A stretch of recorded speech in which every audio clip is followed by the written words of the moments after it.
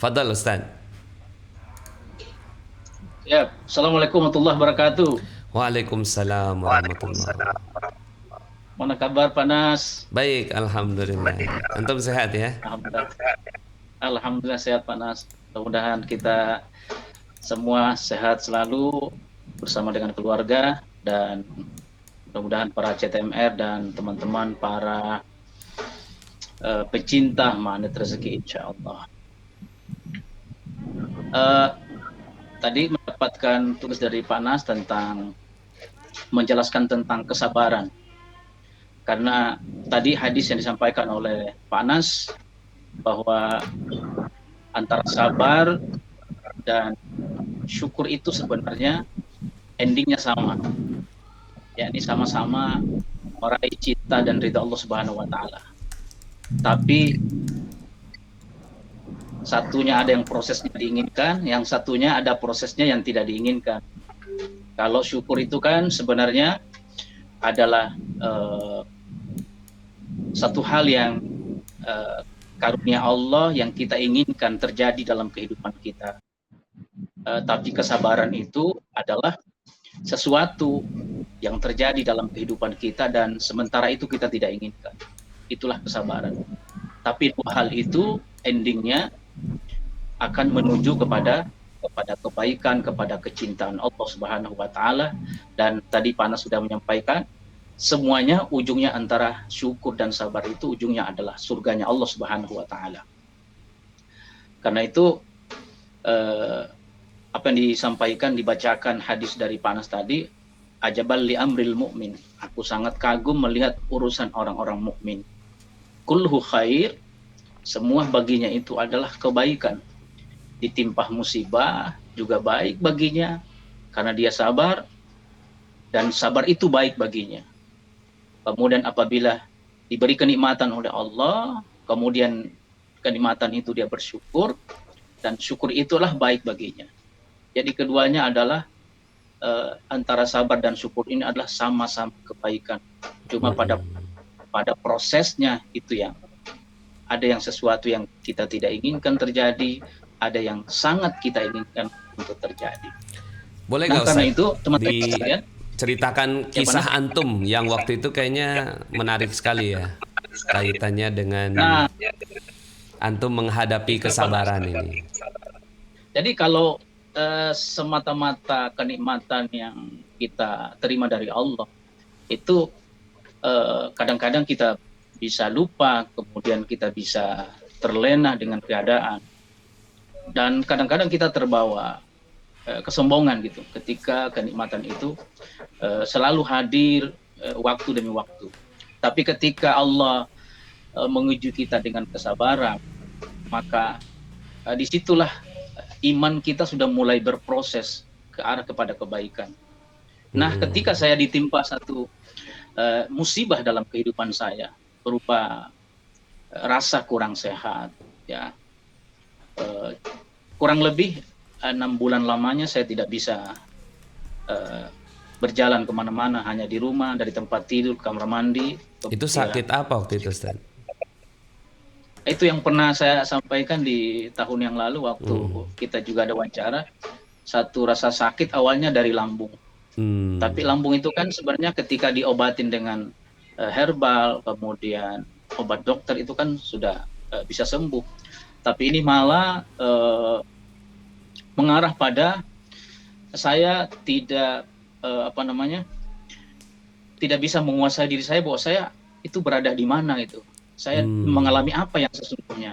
Kemudian saya kembali ke dokter, kata dokter, dan kebetulan itu teman dekat saya yang merawat saya. Dokter ini bilang sebenarnya Ustadz tidak ada rasa sakit ini. Ya, ini sakit biasa. Cuma mungkin Anda harus dipulihkan ya, sesuatu yang berada dalam diri Anda yang harus dipulihkan. Nah, kata-kata dokter itu harus dipulihkan, dikembalikan, saya sampai tidak paham itu Panas pada saat itu. Saya tidak mengerti karena kondisi waktu itu ya antara antara saya sadar dengan tidak itu. Antara sadar dengan tidak. Akhirnya datanglah beberapa teman untuk menyarankan saya bahwa perlu mungkin diterapi secara kalbu, secara hati, kemudian ada beberapa doa-doa dan menyarankan untuk baca surah Al-Baqarah setiap hari. Akhirnya saya jalani seperti itu dan alhamdulillah hasilnya sangat bagus, tapi belum begitu stabil.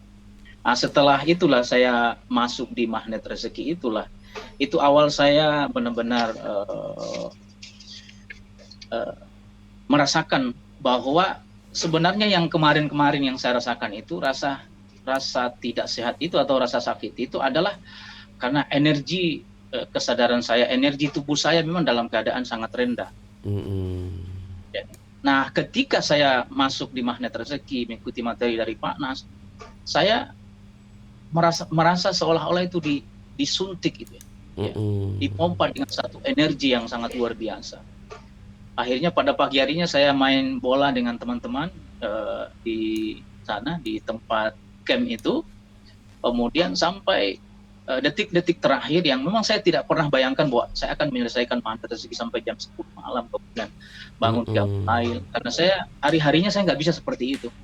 Tapi begitu saya tiba di camp, menerima materi, mengikuti terus-menerus, alhamdulillah saya secara spontan bisa membaik pada saat itu. Allah. Ya. Nah, itulah Pak Anas, di awal saya ada energi kembali, merasa ada kekuatan kembali setelah pulang dari camp Magnet Rezeki itu. Masya Allah. Nah, di sanalah mulai saya memproses bahwa saya baru menyadari Pak Anas bahwa sesungguhnya ada yang kurang tepat dalam kehidupan saya yang selama ini. Saya mengelola pikiran, perasaan, kemudian motivation itu yang ada yang kurang tepat. Meskipun sedikit punya ilmu agama, pernah kuliah di perguruan tinggi Islam, tapi ya boleh jadi kita banyak kekeliruan tanpa kita menyadari. Nah, setelah itulah baru saya belajar dari audio Pak Nas. Setiap hari saya buka, kemudian buku-buku dari Pak Nas tentang Magnet Rezeki. Alhamdulillah ternyata Pak Nas, saya menemukan dari perjalanan kehidupan saya, kenapa saya dibuat oleh Allah tidak memiliki energi, kemudian saya dibuat oleh Allah dalam kondisi yang sangat keadaan yang sangat rendah seperti itu, kurang sehat. Ternyata baru kali ini saya menyadari bahwa ini karunia dari Allah. Jadi musibah itu, kurang sehat itu, rasa bangkrut itu sesungguhnya itu adalah karunia dari Allah Subhanahu wa taala. Allah. Karunia yang kita tidak minta kepada Allah Subhanahu wa taala, tapi karunia itu membimbing hati kita menjadi jauh lebih baik daripada sebelumnya. Jadi ternyata karunia musibah itu, Masya Allah, orang akan baru menyadari bahwa nikmatnya satu musibah itu setelah dia menerima musibah, lalu dia menyadari bahwa musibah itulah karunia, kemudian dia ridho dengan musibah itu, maka insya Allah dia akan menikmati musibah itu. Masya seperti Allah. yang Menikmati musibah. Menikmati musibah itu sendiri. Allah. Jadi ujung dari musibah yang saya rasakan itu Pak Anas adalah kesyukuran. Apa yang saya saat sekarang ini ketika Allah memberi pelajaran yang sangat berharga. Oh ya Allah, ternyata waktu saya di bangku kuliah agama, kesadaran itu kesadaran saya itu nggak muncul. Ya, tidak sama ketika Engkau berikan saya musibah, lalu tiba-tiba kesadaran yang paling dalam itu saya muncul. Saya syukur pada Allah bahwa ternyata musibah itu bisa memberikan pelajaran berharga lebih dari segala. Jadi musibah malah memberikan ilmu yang lebih daripada ilmu yang didapatkan pada saat kuliah. Ya Rabbi. Betul Pak Nasir. Itulah yang saya dapatkan itu. Makanya sampai saat ini saya syukur pada Allah, ya Allah, untung Engkau memberikan aku musibah. Artinya saya bisa memutar balik kembali kehidupan saya yang lebih baik, yang Allah kehendaki, yang sesungguhnya dibanding dengan pada saat saya nggak diberi musibah apa-apa oleh Allah Subhanahu wa taala. Allah. Ya. Karena semuanya pada awal-awal sebelum saya dapat musibah itu Pak Nas, ya semuanya lancar-lancar saja, kuliah S1 lancar, S2 lancar, dapat kerja lancar, dapat ini dan itu, semuanya tidak ada kesulitan satupun. Tapi ketika saya Tapi ketika itu saya nggak bisa belajar siapa diri saya, akan kemana Mm-mm. saya. Kesadaran saya itu lalu nggak muncul. Yang muncul itu ya agak-agak sedikit ada kebanggaan dan kesombongan itu, Pak. Allah. Ternyata itu yang paling dibenci oleh Allah. Itu yang ingin dihajar oleh Allah Subhanahu wa taala. Ya Rabbi. Nah, saya pernah mendengarkan dari seorang ustadz bernama UPN, Ustadz Bahtiar Nasir, bahwa kadang-kadang kita belajar tentang ma'rifat kepada Allah. Allah tidak memberi pemahaman ketika kita dalam kondisi normal. Mm-mm. Misalnya tentang asy-syafi'nya Allah, Allah yang maha penyembuh. Dalam kondisi normal kita tidak akan pernah paham sifat asy-syafi'nya Allah, sifat maha penyembuhnya Allah itu seperti apa. Mm-mm.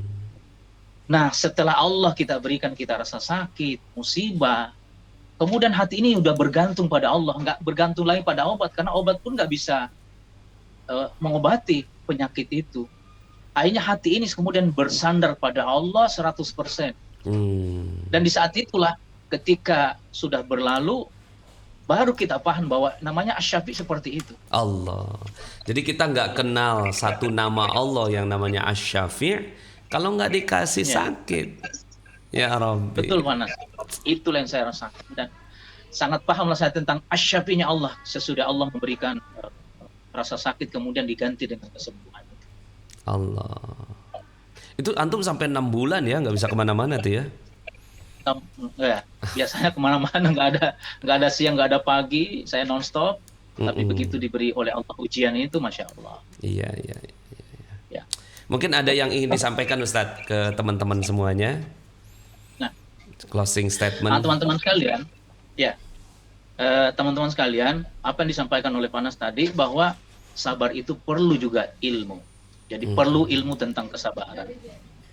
Apa yang disampaikan oleh Panas dalam wanita sahabiyah yang sesungguhnya ketika dia sakit ayan, Rasulullah tidak mau mengobati karena itu sakitnya itu adalah pintu-pintu surga, adalah kunci-kunci surga.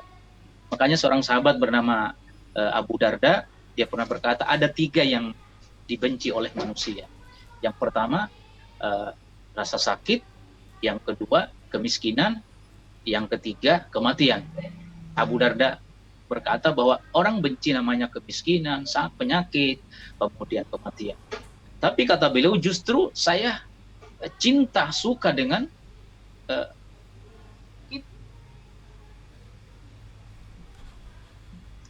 Ya, masih ada suaranya Ustadz. kata Abu Darda, justru saya lebih cinta dengan namanya penyakit. Kenapa? Dengan penyakit itu berguguran dosa-dosa saya. Allah. Yang kedua, kata Abu Darda, bahwa saya suka yang namanya kemiskinan, karena kemiskinan itu tawaddu li rabbi. Saya kemudian akan tawaddu kepada Allah Subhanahu wa taala, kepada Tuhanku.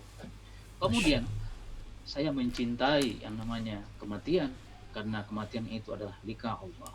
Liqa rabbi adalah sarana untuk berjumpa dengan aku, dengan Tuhanku, kata Abu Darda. Karena itu teman-teman sekalian, jadi pada saat kita sudah menerima ilmu tentang kesabaran, maka kunci kesabaran itu yang paling penting adalah ridho. Ridho. Karena itu Imam Al-Ghazali pernah berkata, ada 3 level kesabaran. Yang pertama, kesabaran kita dalam melawan hawa nafsu kita. Hawa nafsu, hubbud dunia, hubbus syahwat, dan segala macam. Itu pada level yang pertama kita melawan hawa nafsu. Yang kedua kata Al-Ghazali, yang kedua level kesabaran yang kedua itu adalah keridhaan. Artinya kita harus ridho terhadap apapun yang Allah berikan kepada kita. Kita harus terima. Dan yang ketiga, ini yang disampaikan oleh Panas bahwa musibah itu level yang ketiga, dan yang level yang tertinggi adalah justru terjadi mahabbah, rasa cinta kita kepada Allah, rasa syukur yang akan muncul dalam hati kita ketika Allah memberi musibah kepada kita. Nah, itu jadi begitu teman-teman sekalian, bagaimana level kesabaran itu yang disampaikan oleh Imam Al-Ghazali. Ya Rabbi. Nah, itu mungkin ilmu kesabaran ini kita bisa perpanjang. Ada lagi satu Panas tentang fikih kesabaran. Fikih kesabaran. Halo Panas? Ya, silakan. Terus. Fikih kesabaran itu ada sifatnya wajib, ada sifatnya sunnah, ada sifatnya mubah.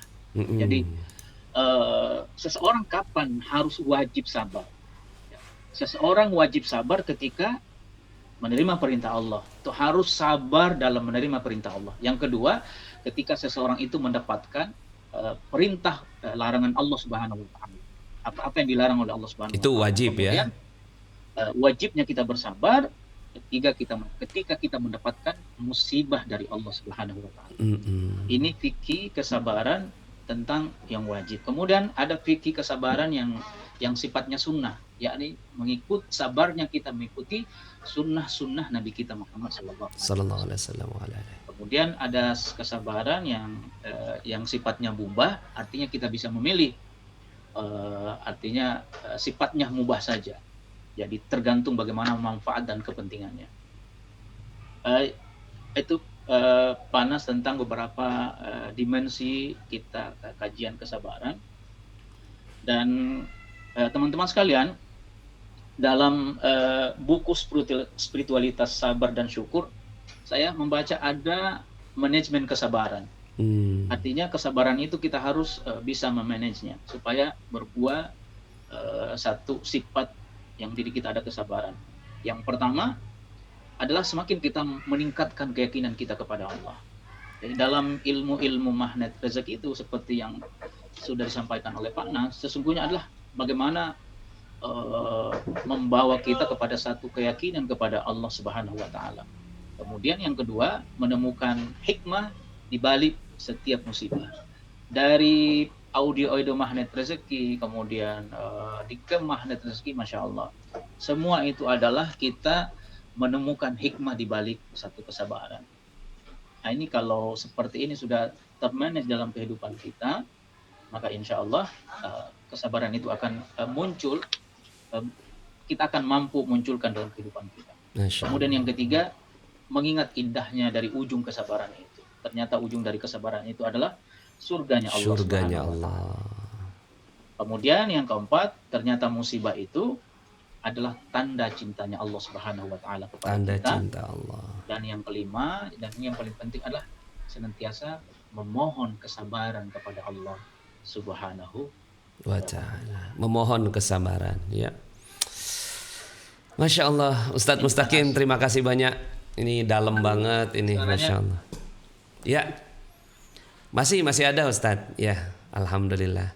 Terima kasih Ustadz, karena waktu juga yang membatasi kita, ya. Insya Allah nanti lain waktu kita akan diskusi lebih jauh lagi dengan Ustadz Mustaqim, yang Masya Allah, ya, kita bisa dapatkan berbagai macam ilmu dengan beliau. Terima kasih Ustadz. Siap, makasih sama-sama Pak Nas. Jazakallah khairal jazak.